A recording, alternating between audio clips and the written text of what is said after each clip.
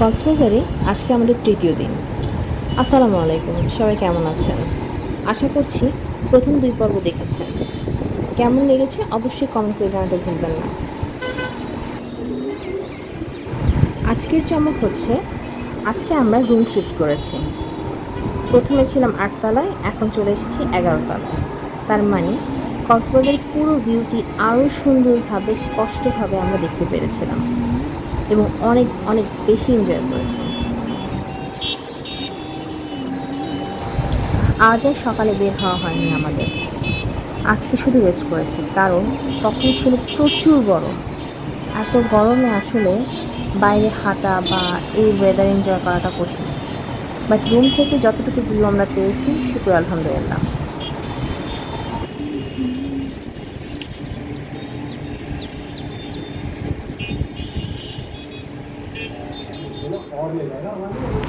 আমি আসলে এই রুম থেকে এই ভিউগুলো খুব এনজয় করেছি এবং এখন দেখে এখনও আবার ফিরে যেতে ইচ্ছা করছে কক্সবাজারে।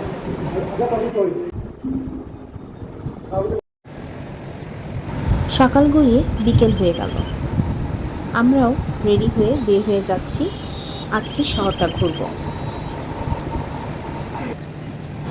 চারপাশটা এক এক সময় এক এক রকম সুন্দর লাগে, তাই আপনাদের সাথে শেয়ার করা, কারণ এই ভিউগুলো আসলে সব সময় পাওয়া যায় না।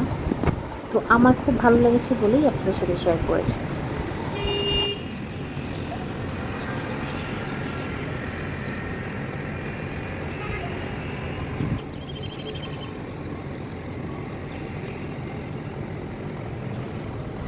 কক্সবাজার আসার আগে কিছুটা রিসার্চ করেছিলাম, তাই আজকে চলে আসলাম পালঙ্কিতে।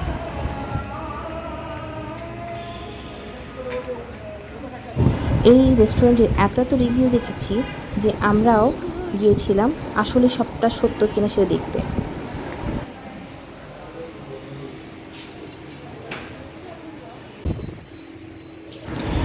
প্লেসটা যদিও খুব সুন্দর লেগেছে, সব কিছু গোছানো ছিল, আর সব থেকে বড় কথা এদের এনভায়রনমেন্ট, এদের বিহেভিয়ার সবই খুব ভালো ছিল। যদিও ফুড কস্ট একটু বেশি, but food was so yummy, আসলে ওর্থ ইট।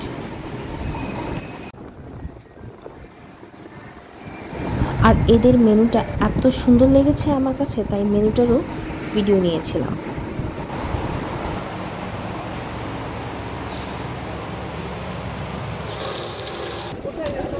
এরই মাঝে আমাদের অর্ডার করা ফুডগুলো চলে এলো এবং প্রত্যেকটা ডিশ এত এত মজা লেগেছে, সিরিয়াসলি আমি আসলে এখন দেখে আবার মিস করছি। এটা কোনো পেইড রিভিউ না, বাট সিরিয়াসলি এটা খুবই মজা ছিল। আপনারা যখনই যাবেন অবশ্যই ট্রাই করতে ভুলবেন না।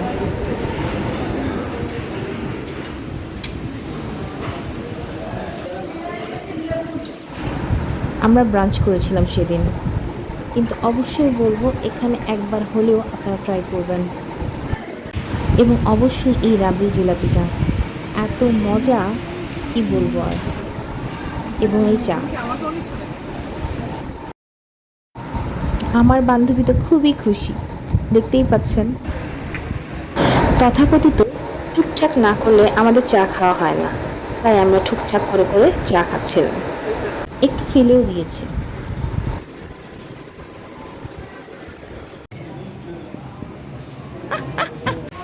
খাবারের পর্ব শেষ করে কিছুক্ষণ রেস্ট নিয়ে আমরা আস্তে আস্তে হাঁটা শুরু করলাম এবং আমরা চলে যাচ্ছি বিচের দিকে।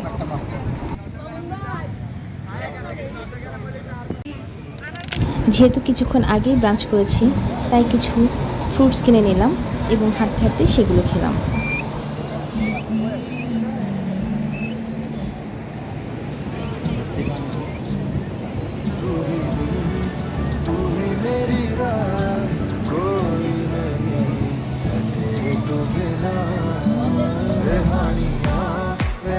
বিচের পাড়ের এই সুন্দর বাতাস এবং এই সুন্দর ঢেউয়ের সাউন্ড শুনতে শুনতে আমরা অনেকক্ষণ হাঁটলাম, কথা বললাম, ফটোশ্যুট করলাম এবং অনেক অনেক স্মৃতি চারণ করলাম। এই দিনগুলো হয়তো চলে যাচ্ছে, কিন্তু স্মৃতি হয়ে আমাদের জীবনে থেকে যাবে। যেমন আজকে আপনার সাথে শেয়ার করছি এবং মনে করছি সেই দিনগুলোর কথা।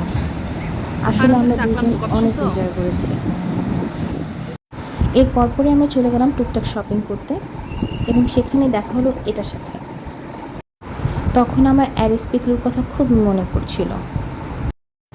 অনেক ঘোরাঘুরি করে এবার আমরা ফিরে গেলাম হোটেলে এবং সেখানে গিয়ে আমাদের নেক্সট প্ল্যান সারা রাত জেগে মুভি দেখব এবং তারই অ্যারেঞ্জমেন্ট শুরু করলাম।